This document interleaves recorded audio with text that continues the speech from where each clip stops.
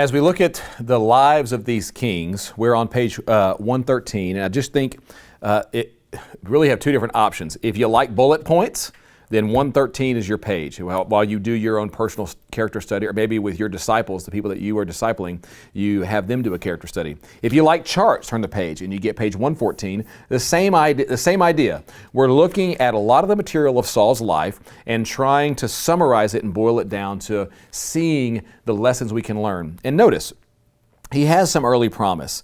It doesn't start disastrously, but his middle decline will essentially involve him seemingly being incredibly rash in his decision making. It's like he doesn't seem all that concerned with what does Yahweh think here? What does Yahweh want here? What's the thing that's the most faithful to Yahweh? And he seems like all the kings of the other nations, he's trying to just get victories, achieve success. He kind of loses his mind, and that shift of his focus is what will lead to the final failure of Saul. And we're going to see him ending up consulting with a spirit medium, or essentially somebody who will try to conjure up people from the dead. And that's going to be his ultimate failure. Notice the box.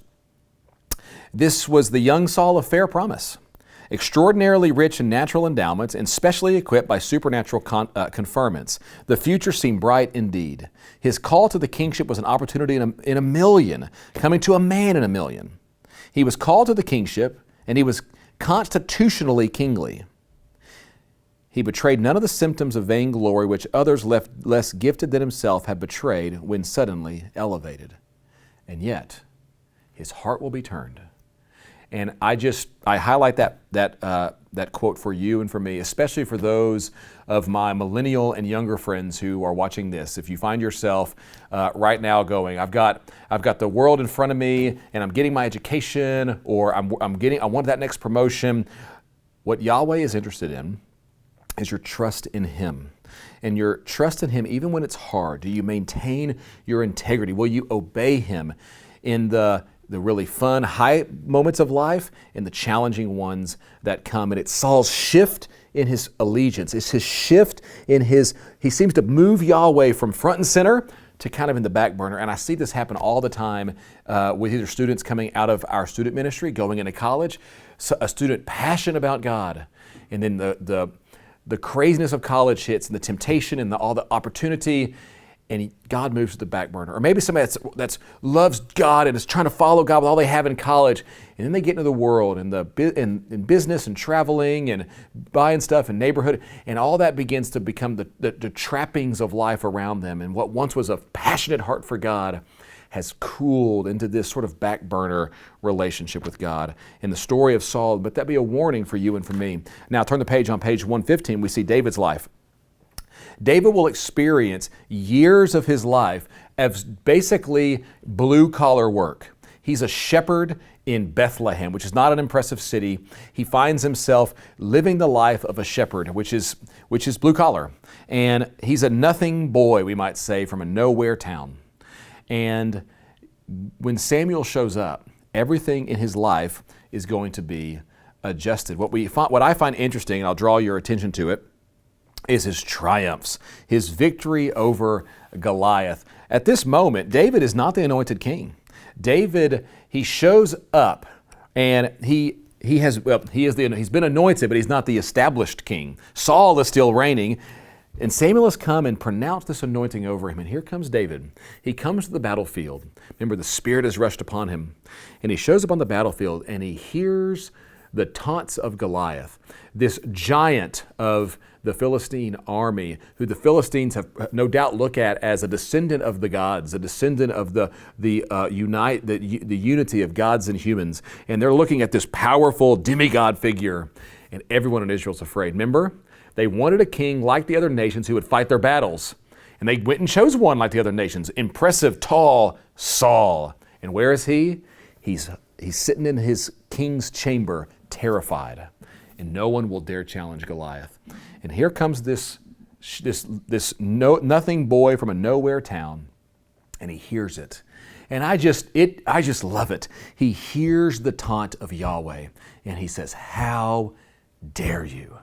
How dare you defy my God? Yahweh alone is God, and He will show your demigod and your gods of the Philistines. He will defeat you and He will rout you this day. I love His courage. I love His faithfulness. I love His loyalty and His passion. And what we see in the David story is this will be the defining heart posture of David. He seems to have a full heart towards Yahweh. But notice, and that's going to define that middle section of his life, we call the triumphs. But notice, everything will turn on his sin with Bathsheba.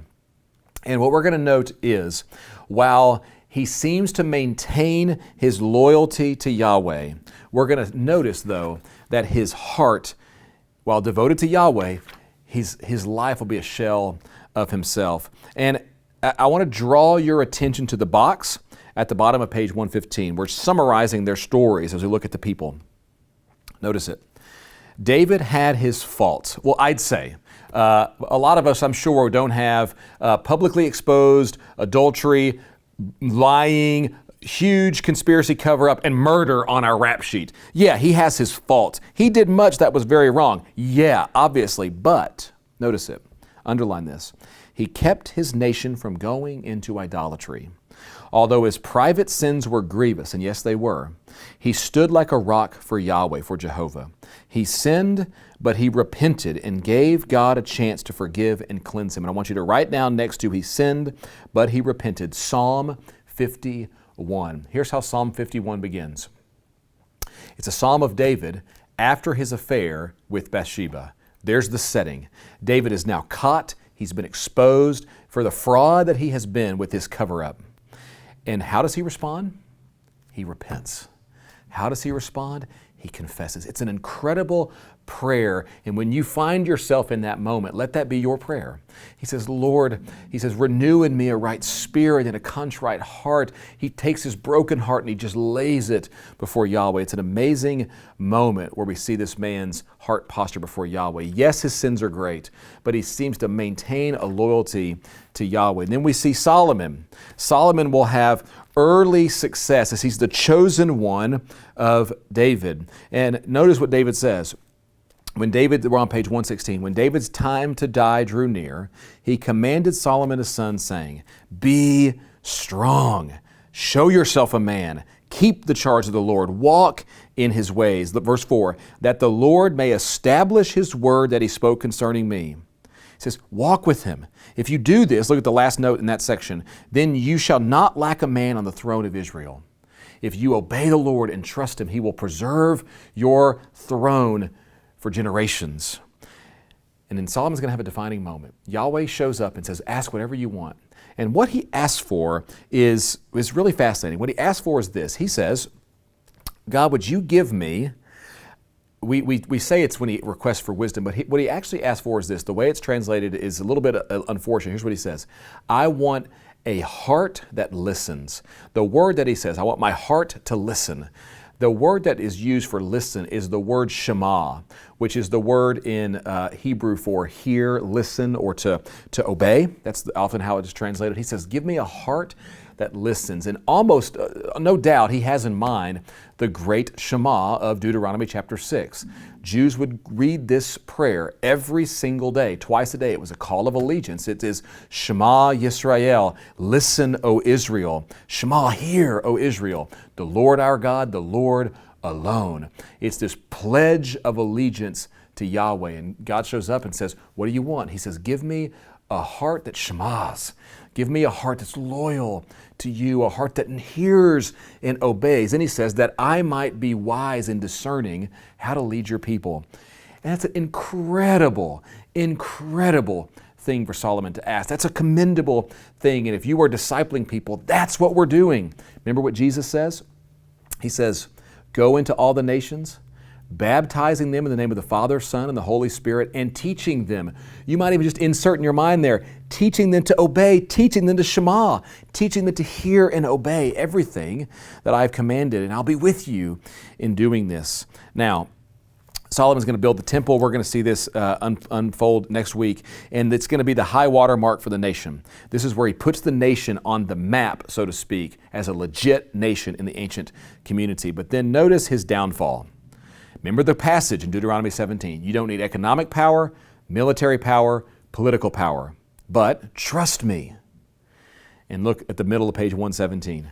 Solomon, he multiplies horses, he multiplies wives, and he multiplies silver and gold. His downfall will be finally assessed at the bottom of page 117. This is tragic. This should sting to read.